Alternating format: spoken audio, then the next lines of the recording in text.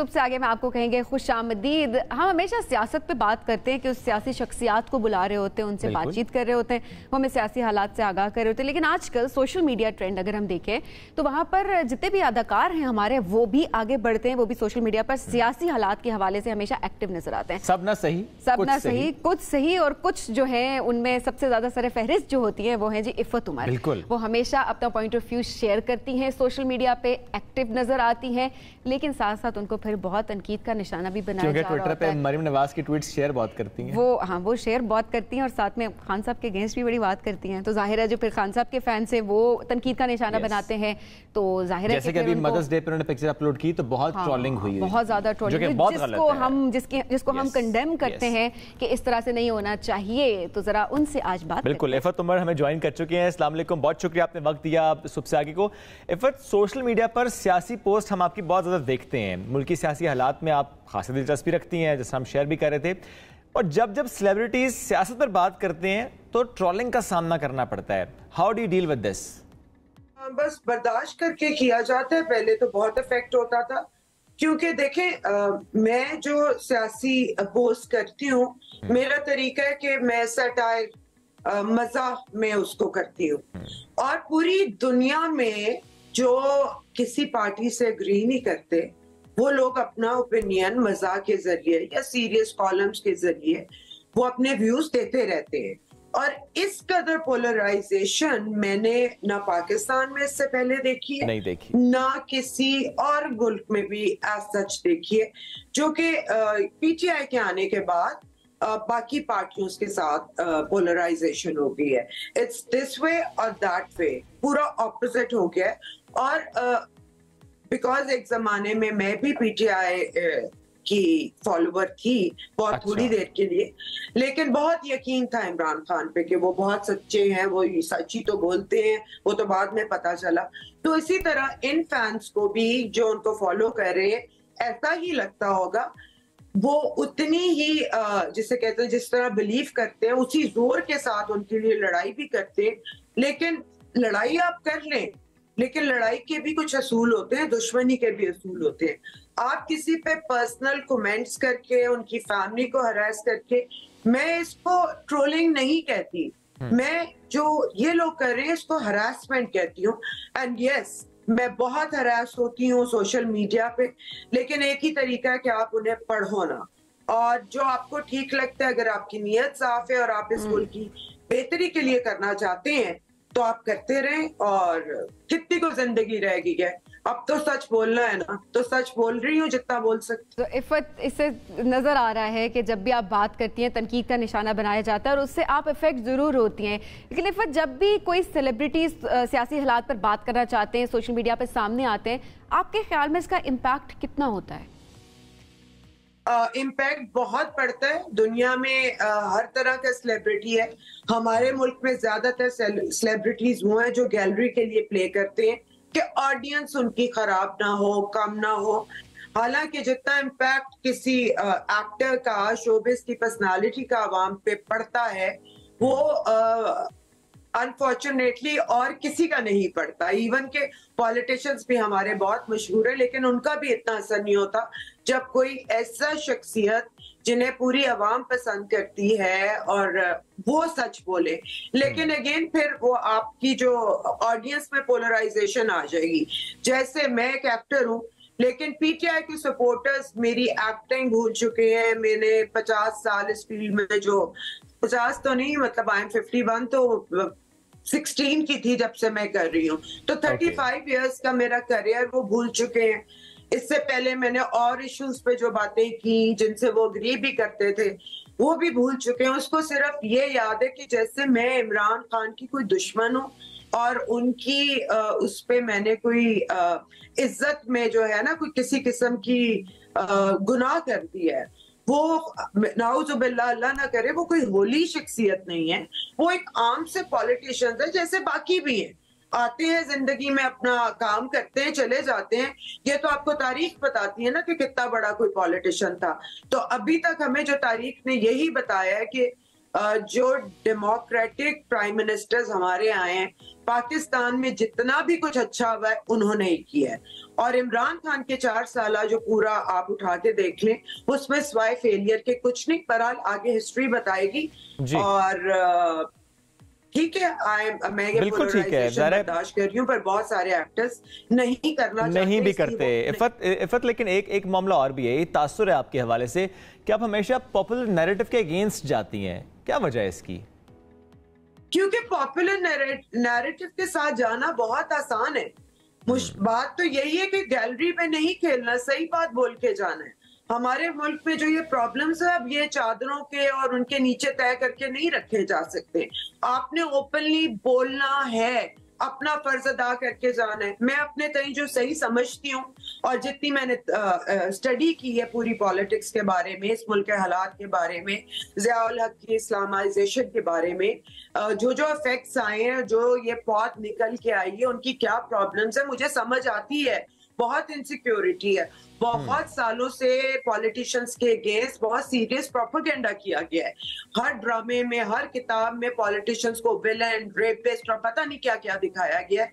और कौन इस प्रोपेगेंडे के पीछे था, ये भी अगर आप थोड़ा सा पढ़ ले तो आपको अंदाजा हो जाएगा। और फिर आपको समझ आएगी कि popular narrative is not good for this country. हमने इस मुल्क को 4 ईंट की मस्जिद बनाना है कि दुनिया के साथ प्रोग्रेसिव होके आंख में आंख डाके आगे चलना है। ना जंगों से ना फसाद से ये मुल्क आगे बढ़ेगा, सिर्फ और सिर्फ ये साइंस की तालीम, तालीम, तालीम, अवेयरनेस, प्रोग्रेसिव सोच और दुनिया से दोस्ती, इससे ये मुल्क आगे चलेगा। और यही मैं बयान करने की कोशिश। बिल्कुल। आपको लगता है कि दुनिया के साथ चल कर शाना बशाना, उसके साथ लाइन होकर आप जो है हमारा मुल्क आगे जा सकता है। लेकिन इफ़त, आपने जिस तरह बात की, आज़ादी राय का हक सबको है, वो सोशल मीडिया पे हो कहीं पर भी, लेकिन एक लिमिट तक, एक हद तक। बाज़ औक़ात कोई इशू चल रहा होता है, कोई हालात इस तरह के होते हैं, कुछ भी आप पोस्ट कर देते हैं सोशल मीडिया। तो कभी आपके साथ हुआ कि किसी इशू पर बात की आपने, सोशल मीडिया पे आप एक्टिव हुई, आपने ट्वीट्स की और बाद में आपको पछताना पड़ा कि काश ना करती तो अच्छा होता? कुछ स्लिप ऑफ टंग्स आपसे हो जाती हैं जो कि आप कहना नहीं चाह रहे होते, लेकिन वो उस वक्त जज्बात में आगे की बात पीछे, और कुछ आप सही से सुनते नहीं, जवाब कुछ दे देते हो। तो उससे मुझे कुछ प्रॉब्लम्स हुई हैं, लेकिन मैंने कोई क्लैरिफिकेशन नहीं दी। पर अब मैं मोहतात बहुत हो गई हूँ कि मैं जो बोल रही हूँ उसे पूरी रिस्पॉन्सिबिलिटी के साथ बोलूं। और देखिए, किसी को भी ना हर्ट करना इस दुनिया में बहुत मुश्किल है, और ये इतना बड़ा फर्ज मैं अपने ऊपर लेना भी नहीं चाहती। मैं सबको हर्ट भी नहीं करना चाहती हूँ। मेरी कोशिश होती है कि मेरे मजाक को मजाक के तौर पे लिया जाए, और अगर आपको इतना ही मेरा मजाक बुरा लगता है और आपसे बर्दाश्त नहीं होती तो आप मेरा मजाक उड़ा ले। बाकी रेप थ्रेट्स, जान की धमकी, फैमिली को इन्वॉल्व करना, देखिए मैंने किसी का और तो कुछ नहीं बिगाड़ा ना। अगर कोई कसूर समझता है मेरा है तो वो ये है कि मैं इमरान खान की पॉलिटिक्स से अग्री नहीं करती, और वो बहुत फनी हरकतें कर जाते हैं जिसका मजाक उड़ाना कोई इतनी बड़ी बात नहीं, क्योंकि again he is a politician, कोई होली शख्सियत नाउजुबिल्लाह वो नहीं है, उनके बारे में बात की जा सकती है।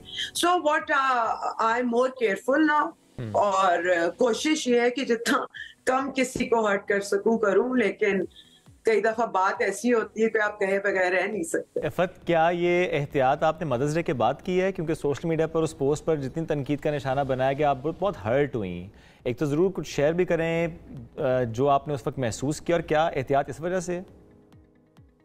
इसमें बस दिल ही टूटता है और समझ नहीं आती कि हमारी यंग जनरेशन की अपब्रिंगिंग में क्या असूल, क्या एथिक्स सिखाए गए हैं। अगेन मैंने ये तलत के शो में भी कहा था कि माँ की एक ऐसी हस्ती है कि वो दुश्मन की भी हो ना तो आप उसके साथ बदतमीजी या कुछ नहीं कर सकते, बल्कि लिहाज में आपकी दोस्तियां भी माओ के वास्ते हो जाती हैं, दुश्मनों की भी। और इतनी नफरत अपने एक ऐसे, मतलब मैं ये नहीं कहती मैं कोई स्टार हूँ, लेकिन एक छोटा सा आर्टिस्ट हूँ और थोड़ा बहुत मैंने इस मुल्क को एंटरटेन करने के लिए काम भी किया है, मेरी भी थोड़ी सी कोई कंट्रीब्यूशन होगी। तो यार इतनी नफरत कि आप अगले की मरी हुई माँ को गालियां दे रहे हैं, ये किस लेवल का दिमाग बन चुका है? ये क्या अपब्रिंगिंग है? ये इमरान खान की क्या शय है? ये इमरान खान की कैसी मोहब्बत है कि आप इमरान खान को ही बदनाम कर रहे हो? मतलब आप इतनी तो अकल कर लें कि you are ruining your leaders reputation by this, कि उसके फॉलोअर्स ऐसे हैं। मैं मानती हूँ पास्ट में बाकी पार्टीज ने भी छोटी बहुत ही गलती की है, लेकिन वो आज तक उसकी माफी मांगते आ रहे हैं।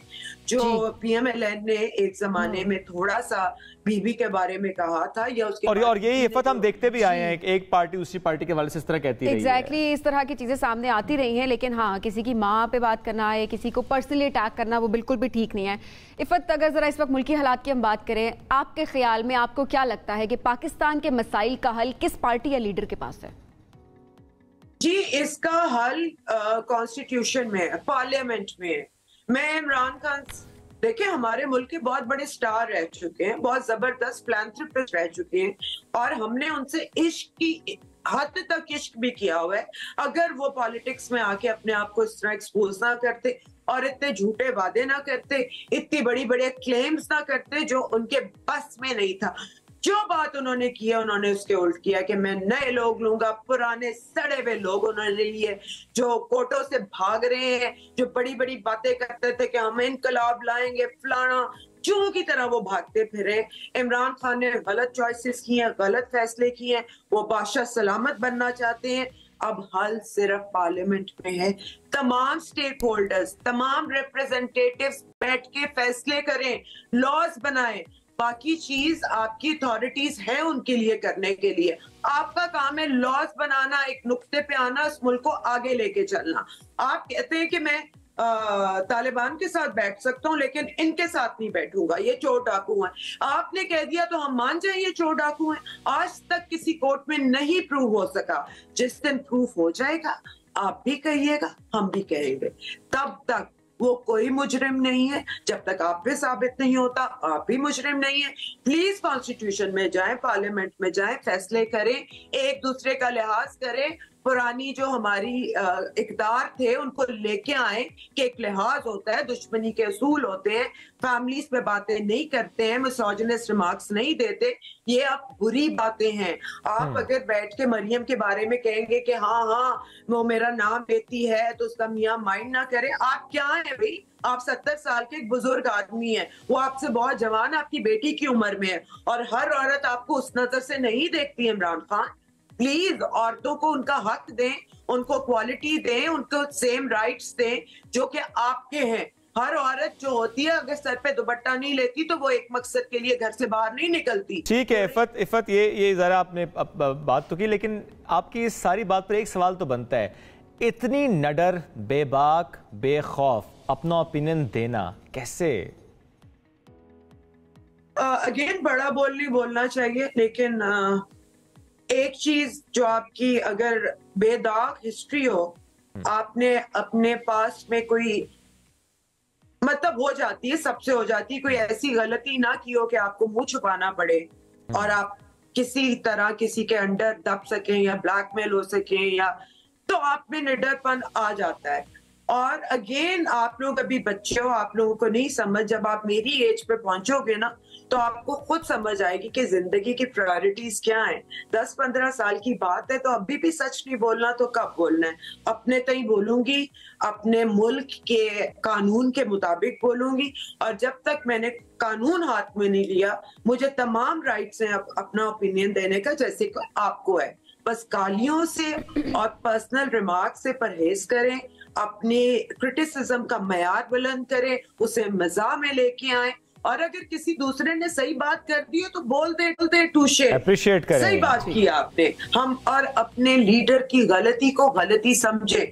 मैं ये सिर्फ PTI को नहीं कह रही, मैं PMLN, मैं ANP, मैं पीपल्स पार्टी, तमाम के फॉलोअर से कह रही हूँ कि जब जो भी गलत करे उंगली उठाओ। सिर्फ ये नहीं कि इमरान खान के खिलाफ या PPP के खिलाफ या PMLN के खिलाफ, जो भी गलती करेगा अपना ओपिनियन दो।